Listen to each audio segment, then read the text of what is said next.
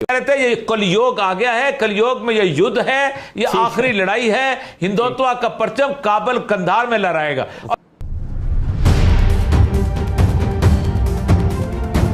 दोस्तों, हम आपके लिए पाक मीडिया की एक और लेटेस्ट डिबेट लेके आए हैं। डिबेट बहुत ही शानदार है, इसलिए लास्ट तक जरूर देखें, क्योंकि देखने के बाद आप खुद कहेंगे कि हमने पाकिस्तान को इतना डरा हुआ कभी नहीं देखा। और दोस्तों, मेन वीडियो स्टार्ट करने से पहले मैं आपको वीडियो के बारे में थोड़ी सी जानकारी दे देता हूँ। वैसे तो आप सभी जानते होंगे कि फिलहाल लद्दाख में भारत और चाइना के बीच तनावपूर्ण स्थिति चल रही है। इसी के चलते पाकिस्तान के दिल में खौफ बैठा हुआ है कि कहीं चाइना और भारत के बीच हम न पिस जाएं और कहीं हमें भारी नुकसान का सामना न करना पड़े। पाक मीडिया ने यह तो मान लिया कि अभी भारत अग्रेसिव मोड में है और भारत के साथ अमेरिका जैसा सुपर पावर देश भी खड़ा है और दोनों देश मिलकर चाइना को बर्बाद करना चाहते हैं। और जिस प्रकार से भारत ने अमेरिका के साथ मिलकर कश्मीर को अपना हिस्सा बना लिया है, वैसे ही अब चाइना के साथ होने वाला है। और भारत अमेरिका की नजर अब सी पैक पर भी है और चीन के साथ यह मैटर खत्म करने के बाद भारत की नजर अब गिलगिट बलूचिस्तान पर भी होगी। और अमेरिका भारत के साथ मिलकर चीन से कोरोना वायरस का भी बदला लेना चाहता है। और पाक मीडिया ने यह भी माना कि भारत अब एक शक्तिशाली देश के रूप में उभर रहा है और भारत का अब कोई कुछ भी नहीं बिगाड़ सकता। तो चलिए दोस्तों, अब मेन वीडियो स्टार्ट करते हैं। और वीडियो पसंद आए तो लाइक, कमेंट और चैनल को सब्सक्राइब जरूर करें, ताकि ऐसी लेटेस्ट डिबेट आपके लिए हम लाते रहें। कहते हैं ये कलयुग आ गया है, कलयुग में ये युद्ध है, ये आखिरी लड़ाई है, हिंदुत्व का परचम काबुल कंधार में लहराएगा। नहीं देखें, मसला सला ये होगा कि इस वक्त चूंकि चाइना एट वॉर तो है और चाइना की इकोनॉमिक कमर तो टूटने की सूरत हाल होगी। इसमें एक बड़ा अजीब गरीब है, अगर ये वॉर जोन बन जाता है ये लद्दाख का इलाका, तो चाइना का सीपैक अगले कई सालों तक खत्म हो गया ना। आप बेशक सुलह करवा लें, कुछ करा लें, तोपें खड़ी रहेंगी, ये खड़ा होगा। इलाके में अगर जंग शुरू हो जाए तो आप सोचें कि पाकिस्तान का सीपैक जो है वो उसी तरह है जैसे कारगिल पे आप जाके बैठ गए थे और मसला बंद हो गया था। तो हालिया जो कशीदगी हुई है भारत और चाइना के दरमियान, उसमें बहुत सारे सवाल पैदा होते हैं और वो बहुत सारे सवालात बल्कि ज्यादातर का ताल्लुक पाकिस्तान के साथ भी है। तो इसी वजह से आज हम बहुत तफसील के साथ इस मामले पर गुफ्तगू करेंगे। सबसे पहले डॉक्टर हुमा साहिबा, ये आपके ख्याल में भारत के अज़ाइम क्या थे और क्या सोचकर भारत ने ये एडवेंचर करने की कोशिश की? देखिए, भारत ने ये पहली दफा तो नहीं किया, जिसकी शुरुआत 1962 में हुई थी, फिर 1970s में हुआ और लेटली अगर आप लोगों को याद हो तो ढोकला में जो 2016 में हुआ और अब ये 2020 में दोबारा हुआ है। तो जो बॉर्डर सिचुएशन है वो चाइना के साथ भी भारत का वही रवैया है और वो डिस्प्यूटेड टेरिटरी है और वहाँ India on end of aggression का मुजाहरा करता है, चाहे उस पर कोविड-19 के हवाले से इल्ज़ाम हो या उसकी टेरिटरी पर समझिए हमला हो। तो यहाँ पर भी उन्होंने मूवमेंट जो है वो बहुत स्ट्रैटेजिक की है।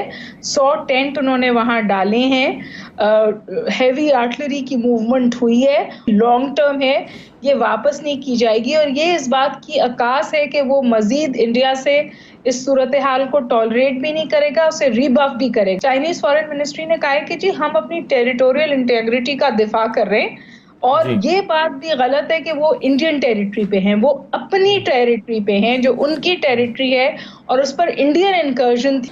आने वाले इंतखाबात में डोनाल्ड ट्रंप को एक पंचिंग बैग की जरूरत है जो वो चाइना को बनाना चाहता है। अब इन एनवायरमेंट में हिंदुस्तान को उन्होंने एक एडवांटेज दिया है, बहुत बड़ा स्ट्रेटेजिक एडवांटेज दिया है, और वो है कि आप कश्मीर को 370 और 35A रिवोक कर दें। आपके खिलाफ कोई इंटरनेशनल एक्शन नहीं होगा, ना सैंक्शन लगेंगी, ना आपके ऊपर कोई दबाव आएगा, ना यूनाइटेड नेशन आपके खिलाफ कोई कार्रवाई करेगी। आप इसको हड़प कर जाएं कश्मीर को। और इतना बड़ा एडवांटेज देने के बाद वो उससे जो ले रहे हैं वो दो चीजें तीन हैं जी। पहली बात यह है कि वो जो चाइनीज सेंसिटिविटी है साउथ चाइना सी में, क्योंकि चाइना ने 1 अरब 40 करोड़ लोगों का पेट भरना है, उसकी मुआशी जरूरतें और एनर्जी की जरूरतें बहुत ज्यादा हैं। साउथ चाइना सी में उसकी मुश्किलात का इजाफा अमेरिका कर सकता है, जापान, ऑस्ट्रेलिया, इंडिया और अमेरिका का जो 4 मुल्की मुआहदा है उसके तहत हो सकता है। ताइवान में उनके लिए प्रॉब्लम क्रिएट हो सकते हैं और साउथ चाइना सी और सी ऑफ जापान में उनकी मूवमेंट को इंटरप्ट किया जा सकता है। तो उसकी तमाम तर तिजारत को रोकने के इम्कानात हैं। लिहाजा चाइना चाहता है कि सी पैक एंड सिल्क रूट खुला रहे और ऑल्टरनेट रूट समुद्रों के पानी तक रसाई का शॉर्टेस्ट रूट उसको अवेलेबल हो। अब इस सारे को डिस्टर्ब करने के लिए वो हिंदुस्तान को कि आप इनके खिलाफ लद्दाख रीजन में वहां पे कार्रवाई शुरू करें और 370 एंड 35A की रिवोक करने के बाद इस लद्दाख को उन्होंने यूनियन टेरिटरी में शामिल कर लिया है और लाइन ऑफ एक्चुअल कांटेक्ट को उन्होंने वायलेट करके मैक्सिमम एग्रेशन की कोशिश की है। और अगर आप परसों का एक रेजोल्यूशन जो एक सेनेटर ने मूव किया है तहरीक के हम तिब्बत को इंडिपेंडेंट स्टेट के तौर पे रिकॉग्नाइज कर ले अमेरिका, ये वो ग्रेटर डिजाइन है चाइना के अंदर इंस्टेबिलिटी क्रिएट करने का। तो अमेरिका फिर सालिसी की पेशकश लेकर क्यों आ गया? क्या ये मैं आप दोनों के दरमियान में सालिसी कराता हूं जिसको ना भारत ने कबूल किया ना चाइना ने कबूल किया, और जाहिर है चाइना ने तो करना भी नहीं था। तो ये अब इंटेंशंस क्या है अमेरिका की इस नई ऑफर के पीछे? देखें 2005 में जब दूसरी दफा जॉर्ज डब्ल्यू बुश ने इलेक्शन जीता है तो वॉर एंड टेरर के ऊपर इन्वेस्टमेंट बहुत ज्यादा हो गई हुई थी। तो जॉर्ज डब्ल्यू बुश ने स्टेट ऑफ द यूनियन के उसमें तकरीब में एड्रेस करते हुए कहा था, we are not complacent enough that we should not consider the threats of Indian and Chinese economy, and the Indian economy is more a threat to us because the Indian education system is well in place। एक तो ये देख लीजिएगा। दूसरा ये था कि जिस वक्त 2008 की मुकम्मल तौर पर तबाही बर्बादी हुई है, $700 बिलियन मांगे हैं वॉल स्ट्रीट ने, तो रैंड कॉर्पोरेशन को एक रिपोर्ट बनाई गई थी और कहा गया था कि बताएं हमें क्या करें। तो उन्होंने ये कहा था कि $1400 अरब भी आज दे दें तो ये उठने वाला नहीं, ये बुलबुला फट चुका है, इकोनॉमिक बुलबुला, ये बहुत बुरा होगा। अमेरिका को अगर इकोनॉमी को स्टेबलाइज करना है तो दो बड़ी जंगें होनी चाहिए, और वो दो बड़ी जंगें तीन बड़ी मईशतों के दरमियान होनी चाहिए जो पली हुई मईशतें हैं। और उन्होंने उन मईशतों के अंदर इंडिया को गिना था, चाइना को गिना था, रूस को गिना था, और उसके साथ साथ उन्होंने कहा था कि इन तीनों के अंदर एक साइजेबल पॉपुलेशन मुसलमानों की है कि जिनको अगर उठा लिया जाए तो प्रॉक्सी वॉर शुरू हो सकती है और वो बड़ा मसला बना सकती है। लेकिन अफगानिस्तान की सिचुएशन ने इनको बिल्कुल बदल दिया। इसकी हम कंटेनमेंट ऑफ चाइना कहेंगे। सितंबर 2019 में पेंटागन की फार ईस्ट एशियन स्ट्रेटेजी आई है जिसमें पार्टनर डिसाइड हुए हैं, उसमें इंडिया एक बहुत बड़ा पार्टनर है। उन्होंने कहा है कि जब तक हम इस सारी सूरत हाल के अंदर चाइना को कंटेन नहीं करते हम नहीं। देखें मसला सला ये होगा कि इस वक्त चूंकि चाइना एट वॉर तो है और चाइना की इकोनॉमिक कमर तो टूटने की सूरत हाल होगी। इसमें एक बड़ा अजीबोगरीब है, अगर ये वॉर जोन बन जाता है ये लद्दाख का इलाका तो चाइना का सीपैक को अगले कई सालों तक खत्म हो गया ना। आप बेशक सुलह करवा लें, कुछ करा लें, तोपें खड़ी रहेंगी, ये खड़ा होगा।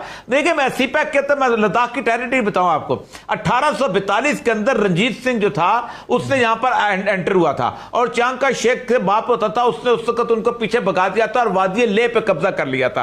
फिर उसके बाद हुआ जाता है जब अंग्रेज आए तो अंग्रेजों के जमाने में ये पूरा इलाका जो था इंसर्जेंसी चल रही थी, वो इज्जत बेग जो था वो उसने मूवमेंट चलाई हुई थी, मुसलमानों ने लैदा हो गए हुए थे, तो उन्होंने जॉनसन लाइन बना दी थी 1945 तक ये रही ऐसी चीज, और चाइना को नहीं पता था, जाहिर बात है वहां इंसर्जेंसी चल रही। जैसे ही मौजे तुंग जीता है, उसने वो लिया है अपना चांग का शेख से इक़्तिदार लिया है, उन्होंने 11 साल लगा के रोड बनाई है इसका और उसके ऊपर अपने नक्शे में जाहिर कर दिया था। चाइना का अपना नक्शा चल रहा है, ये वो इलाका है जो बेआबाद है, लेकिन इस इलाके में अगर जंग शुरू हो जाए तो आप सोचें कि पाकिस्तान का सीपैक जो है वो इसी तरह है जैसे कारगिल पे आप जाके बैठ गए थे और मसला बंद हो गया था। दूसरा डिस्प्यूट है सिक्किम का। सिक्किम का डिस्प्यूट ज्यादा अहम है। सिक्किम का डिस्प्यूट यह है कि ऊपर एक है चिकन नेस्ट लेक, वो जिसे कहते हैं बांग्लादेश के ऊपर एक 16 मील की पट्टी है। वो पट्टी अगर चाइना की तोपें वहां खड़ी हो जाए तो 7 रियासतें इंडिया की ऐसी हैं, त्रिपुरा है, मिजोरम है, नागालैंड है, सिक्किम है, जहां कट जाती हैं और वहां पर इस वक्त फटा शुरू हुआ है। ये कलयुग आ गया है, कलयुग में ये युद्ध है, ये आखिरी लड़ाई है, हिंदुत्व का परचम काबल कंधार में लहराएगा। 99 के बाद इस इलाके में सबसे बड़ी एक्टिविटी यानी वॉर एक्टिविटी, उसको जंग तो नहीं कह सकते या उस तरह से ये झड़प भी नहीं हुई, लेकिन इसको 99 कारगिल वॉर के बाद सबसे बड़ी एक्टिविटी कहा जा रहा है। आप इसके असरात को किस तरह से महसूस करते हैं, खासतौर पर इंडिया के ऊपर? देखिए ये तो हकीकत है कि इस इलाके में पहले भी ये झड़पें होती रहती हैं। एक सड़क का भी तनाज़ा रहा है जो चीन ने फिर इंडिया के हवाले कर दी थी। तो भारत भी समझता है कि इस वक्त चाइना की जो सूरत हाल बन रही है, सी पैक उसमें शामिल है, ये गिलगित बल्तिस्तान से चंद किलोमीटर के फासले पर है, शारा कराक्रम इसके जो हदफ था कि जो कुछ इंडिया कर रहा है चाइना के साथ, या उसने जिस तरह से कोशिश की है कि पहली बात तो ये कि इस बात में कोई शक नहीं है कि अमेरिकन और इंडियन इंटरेस्ट जो है वो उसकी कन्वर्जेंस होती है अगेंस्ट चाइना। और आपको पता है कि एलिस वेल्स का बड़ा वाज़ेह स्टेटमेंट आया था इस हवाले से। उन्होंने चाइना पाकिस्तान इकोनॉमिक कॉरिडोर को भी अटैक किया था और जिसकी वजाहत भी फिर की हमारे फॉरेन ऑफिस ने। और उसके साथ साथ उन्होंने ये जो चाइनीज़ और इंडियन इंटरेक्शन है इस पे उन्होंने कहा था कि ये वही चाइनीज़ का वतीरा है जो उसका साउथ सी में है। यानी उसने वर्डिक्ट तो दे दिया कि जो इस पूरी सूरत हाल में अग्रेसर है वो चाइना है। और अब जो सालिसी की बात है इट इज़ मेयर ऑप्टिक्स। जैसे वो कश्मीर में भी सालिसी ऑफर करते रहते हैं, पाकिस्तान एक्सेप्ट कर लेता है, इंडिया नहीं करता यहाँ। लेकिन अब जो इंडियन डिजाइन्स हैं वहां पर स्पेशली जो इंफ्रास्ट्रक्चर बिल्डअप है उसको चाइना बहुत सस्पिशन के साथ देख रहा है। वहां वो अमेरिका की पुष्टपनाही भी देख रहा है और वो इंडिया को अग्रेसिव होता हुआ भी देख रहा है अपने स्ट्रैटेजिक इंटरेस्ट के लिए के बरखिलाफ जाते हुए। इसीलिए जो सैटेलाइट इमेजेस हैं वो आपको ये बताते हैं कि जो मूवमेंट हुई है अमेरिकन आर्टिलरी वो ऐसी है कि ये वहां पर लॉन्ग टर्म रहेंगे। फिर उन्होंने तकरीबन कोई 100 खेमे भी वहां पर इंस्टॉल किए। इंडिया के अंदर उससे भी ज्यादा इंटरेस्टिंग बहस है। इंडिया के अंदर ये बहस है कि इंडिया शुरुआत कर लेता है चीजों। तो बिल्कुल आप सही फरमा रहे हैं, चाइना के खिलाफ इंडिया और यूनाइटेड स्टेट्स की एक कन्वर्जेंस है और अब उसके हमें कई शाखसाने जो हैं वो नजर आ रहे हैं। लेकिन आप याद रखिए कि चाइना का जो अरूज है वो इस बात की वजह से है कि वो एक्चुअली नो वॉर ऑप्शन या मिनिमम वॉर ऑप्शन वाले पैराडाइम्स की तरफ बढ़ते हैं अपनी इंटरनेशनल डिप्लोमेसी में। तो यहाँ पे आप प्रीएम्प्ट होना देखेंगे, अग्रेसिव मिलिट्री कॉन्फ्रंटेशन नहीं देखेंगे। कम से कम मेरा तज्जिया ये है। बिल्कुल सही है। तो जो हालिया मूव्स हैं जनरल साहब इंडिया की, उसका सीपैक के साथ आप किस तरह से ताल्लुक देखते हैं कि चाइना ये समझता है कि इनका अगला टारगेट जो है वो सीपैक हो सकता है या शराय कराकरम हो सकती है या गिलगित बल्तिस्तान में अपने रूट एस्टैब्लिश करना चाहते हैं, ये इनकी मूव इस मकसद के लिए हो सकती है। चाइना भी इसको इसी तरह से इंटरप्रेट कर रहा है, आप कैसे देखते हैं? सऊदुल्लाह देखिए ये पोजीशन आएगी नहीं। मैंने आपको पहले पोर्शन में बताया था कि साउथ चाइना सी में जो सेंसिटिविटी है और जो अल्टरनेट रूट और समुद्र तक रसाई चाहिए चाइना को वो सीपैक और शार रेशम के जरिए ही है। इसीलिए वो इसको अपना फ्लैगशिप कहते हैं, रोड एंड बेल्ट इनिशिएटिव और सीपैक को। अच्छा, ये तो उनकी जरूरत है जिसको हर सूरत में उन्होंने और पाकिस्तान ने इंशाल्लाह इसको अचीव करना है। अब भारत ने चूंकि उनको कश्मीर का तोहफा दिया गया था, इंडियन ऑक्यूपाइड कश्मीर का, तो उन्होंने अपनी जिम्मेदारी निभाने के लिए एक अहमकाना कदम उठाया। मेरी अगली 3 बातें सुन लें तो और बात वाज़ेह हो जाएगी। हिंदुस्तान एक तरफ यूनाइटेड नेशन सिक्योरिटी काउंसिल में परमानेंट मेंबरशिप चाहता है और दूसरी तरफ एनएसजी का स्टेटस चाहता है। ये दोनों चाइना वीटो पार है। अगर चाइना से पंगा लेगा तो चाइना ये दोनों उसको अचीव नहीं करने देगा। चाइना और इंडिया के दरमियान $100 बिलियन की म्यूचुअल ट्रेड है। अगर हिंदुस्तान इस $100 बिलियन के ट्रेड को सैक्रिफाइस करना चाहता है तो इतना बड़ा सौदा बनिया नहीं करेगा। और चौथी बात यह है कि मिलिटरीली कोई मुकाबला ही नहीं है। अगर वो 7 लाख ट्रूप्स कश्मीर में रखे और 2 लाख से ज्यादा चीन के खिलाफ डिप्लॉय करे तो वक्त अगर चाइना और पाकिस्तान ने मिलकर कोई कोशिश की तो 2 फ्रंट वार को, क्योंकि हिंदुस्तानी बड़े क्लेवर हैं, उनकी असेंबली में बड़ी जान है और उन्होंने कहना है जी ये कश्मीर तो आपने हमें दिलवा दिया, इस पे आपने FATF से पाकिस्तान को पीछे हटा दिया, खौफजदा करके रखा, वो उन्होंने कोई जरूरत नहीं की। लिहाजा ये बात आई गई हो जाएगी। लेकिन इसमें गेन चाइना को नहीं होगा।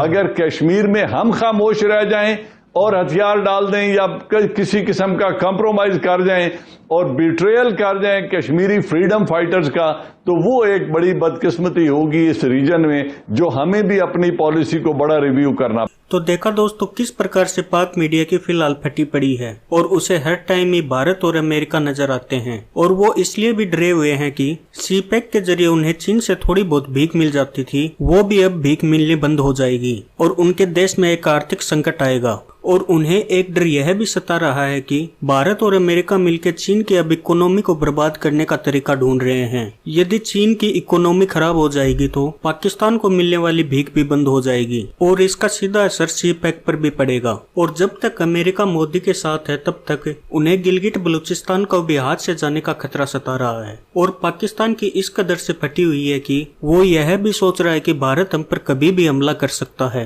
और उन्हें सीपैक जाने के डर से भारत और चाइना के बीच हुई सारी लड़ाइयां याद आ गई हैं। और पाक मीडिया ने देखा दोस्तों, यह भी माना कि यह 1962 वाला भारत नहीं है। तो दोस्तों थी ना मजेदार डिबेट। और यदि आप चाहते हैं कि मैं आपके लिए ऐसी ही डिबेट लाता रहूं तो चैनल को सब्सक्राइब जरूर करें। और आपकी इस डिबेट के बारे में क्या राय है कमेंट बॉक्स में जरूर बताएं। फिलहाल के लिए जय हिंद जय भारत।